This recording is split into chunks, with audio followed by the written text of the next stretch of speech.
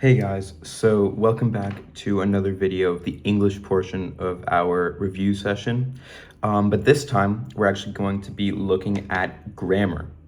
So grammar is not a very big part of the test. It's only like 5 questions at the start.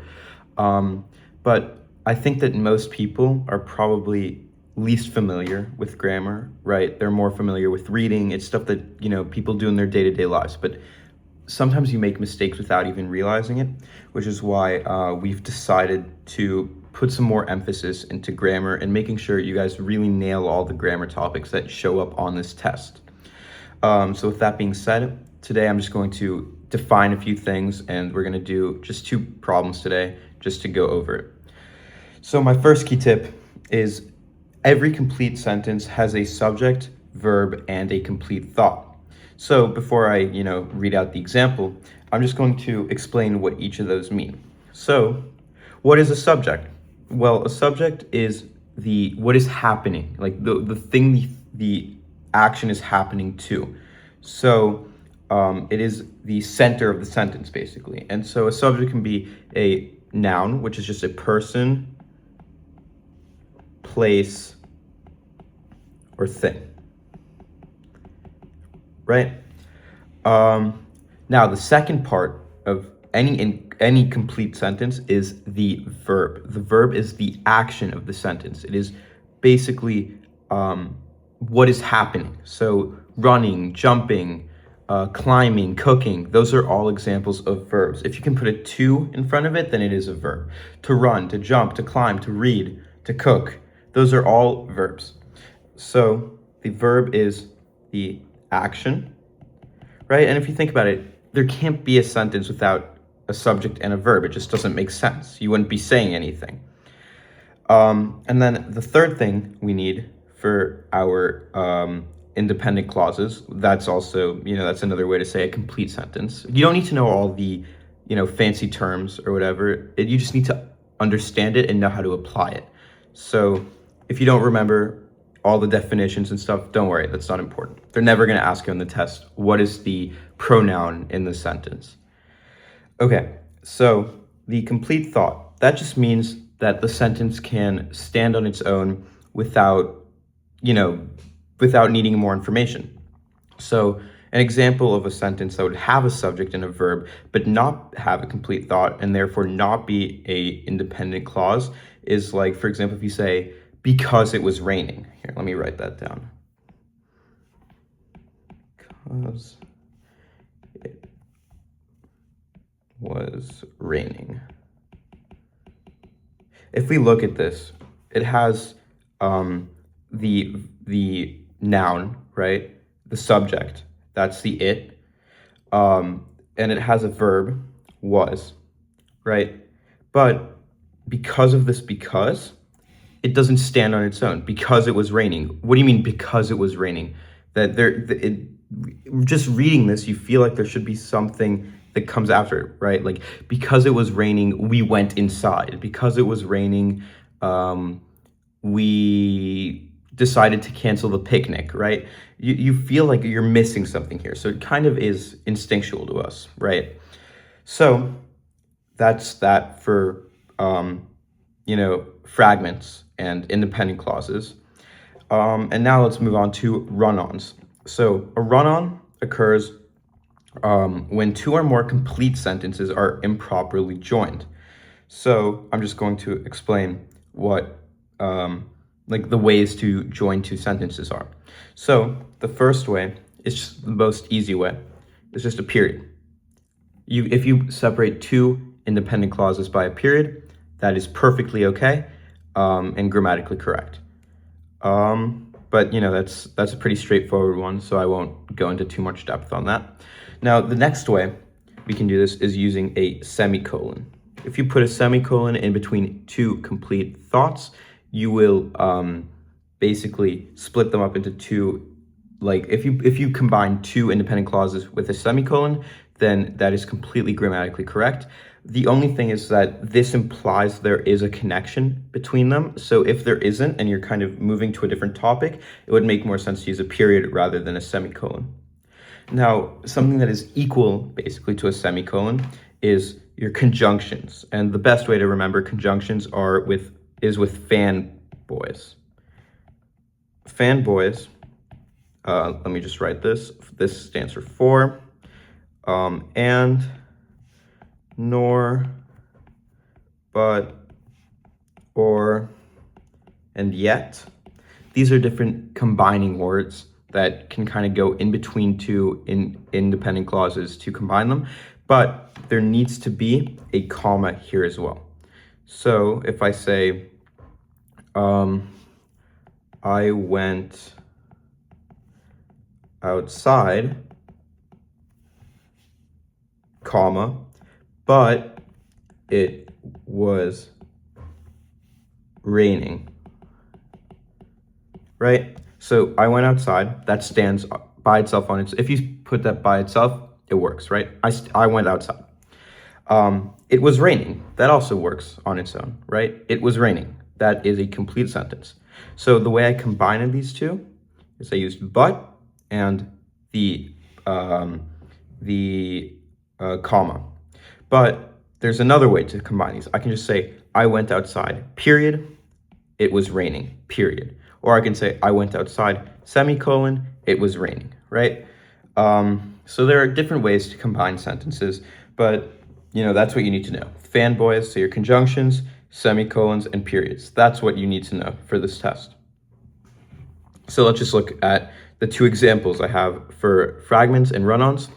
So for fragments, it says, the student got an A on the test. Well, that's actually not a mistake. That is a complete sentence, right? The student, that's our subject, and the test, that's another subject. Got is our verb, right? To get, that's a verb.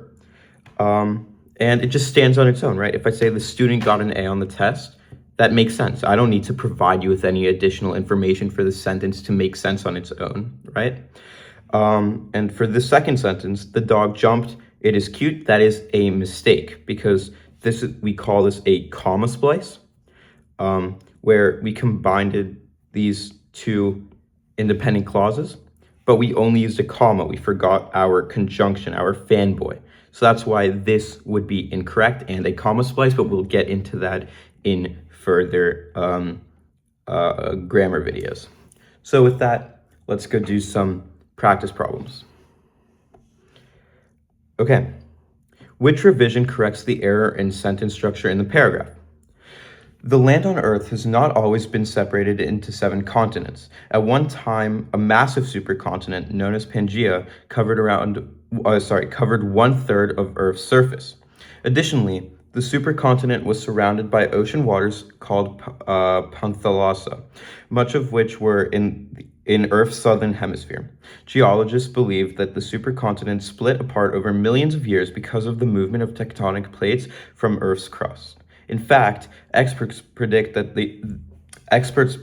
over the next 250 million years, the movement of the plates will cause the 7 continents to merge into a supercontinent again. So now that we've read this, let's just go through the underlined parts to see what the mistake is here. So let's read our first one. The land on Earth has not always been separated into 7 continents. At one time, a massive supercontinent. Okay, so we see here already that this is a mistake. Why? Well, the land on Earth has not always been separated into 7 continents. That is an independent clause, right? If I put a period right there, that stands on its own.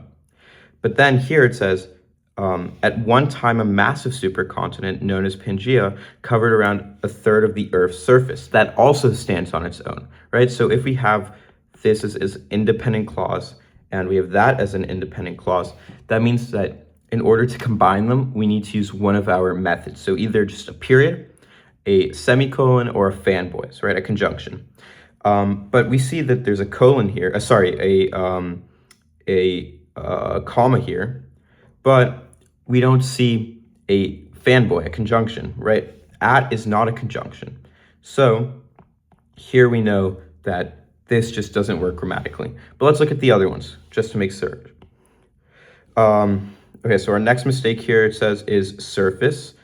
It says, the massive supercontinent known as Pangaea covered 1/3 of Earth's surface. Additionally, right? So this is fine because we just established that this, right, is an independent clause. So it can stand on its own. And we have a comma here, so that's fine. We can separate independent clauses that way. And then here we say, additionally, the supercontinent was surrounded by ocean waters called Panthalassa, right? So this is also an independent clause, but we've separated them with a comma, so we've separated them properly. So B, switching surface to additionally, is, you can do that. That's also grammatically correct, but there's no need to do it. Okay, so let's keep going.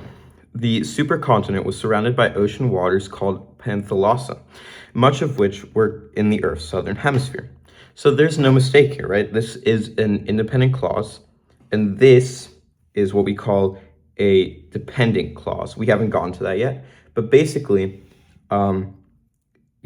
changing this into a period, as it says here, would actually create a sentence fragment, right? Because much of which were in the Earth's southern hemisphere just wouldn't work on its own, right? If we put a period there, that makes that be its own sentence. And that just doesn't work because of the switch here, which makes us understand that we're missing something. So that's why C is wrong. So now let's keep going. Apart over millions of years because of the movement of the tectonic plates that form Earth's crust. In fact, experts predict that over the next 250 million years, whatever. Okay, so we just established this is also an independent clause, right? Because it's combined. And then here, in fact, experts predict that over the next 250 million years, the movement of the plates will cause the 7 continents to merge into a supercontinent again. That's also an independent clause. So, and we've separated that with a period, right? That period right there. So there's no need to change anything here. And in fact, doing this would actually cause another sentence fragment. So that's why D is incorrect and A is the only correct answer. So let's do our second example. Which revision corrects the error in sentence structure in the paragraph? In 1967, Catherine Switzer signed up for the Boston Marathon using her first and middle initials instead of her full name.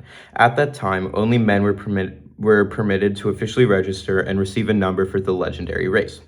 Once officials realized a woman was attempting to run in the race, they made efforts to remove her from the competition. Switzer prevailed and finished it in just over 4 hours, paving the way for the official rule change that allowed for the inclusion of women. In 2017, to mark the 50th anniversary of this pioneering event, a 70-year-old Switzer repeated her run, wearing the number 261, the same number she had worn in her first run in 1967. Okay, so let's just look at our issues again. So the first thing here that's underlined is in 1967, Catherine Switzer, okay, so using her first and middle initials instead of her full name. At that time, only men were allowed to register. Okay, so we see that this is an independent clause, right? We have a subject, we have a verb, right? We have multiple verbs here, actually, and we have multiple subjects here. So this is for sure an independent clause, right? If you read it out loud, it stands on its own. Now, only men were permitted to officially register and receive a number for the legendary race. That is also an independent clause, right? Because we have a subject, men, right? And permitted, that is our verb. So this, and it just sounds like it can stand on its own, right? So we've decided that these two are both independent clauses. So they need to be separated properly. But we just say there's no period here. There's no semicolon, right? There's no conjunction and comma. So we already know that the answer is going to be A, but let's just keep reading. Okay. So it says here, once officials realized a woman was attempting to run the race, they made efforts to remove her from the competition. So, I mean, this just works together, right? This is not an independent clause, and this isn't one either, right? Once officials realized a woman was attempting to run in the race, does that work on its own? No, because this once implies that we will have something following. So we know that we actually can't remove this. This has to go, these have to be combined. Okay, so let's go to our next mistake. Switzer prevailed and finished in just over 4 hours, paving the way for the official rule change that allowed for the inclusion of women. Well, this is the same thing, right? Switzer prevailed and finished in just over 4 hours. Well, that's stands on its own, right? But paving the way for the official rule change that allowed for the inclusion of women, that doesn't stand on its own, right? That is dependent on the previous clause. So this is a dependent clause, and therefore you can't just separate them with a period. And let's just look at our last one. 70-year-old Schweitzer repeated her run wearing the number 261, the same number she had worn that first day, in that first run in 1967. Well, again, this is fine, right? Because if we just say period, the same number she had worn in that first run in 1967, what same number, right? Like, it doesn't stand on its own. So because of that, D is wrong and A is the correct answer. Okay, so thank you guys so much for watching. We're going to be releasing some more grammar videos for the English portion, in the next few weeks. So hopefully this will help. And yeah, just subscribe and like, and make sure to keep watching our videos. So thanks a lot.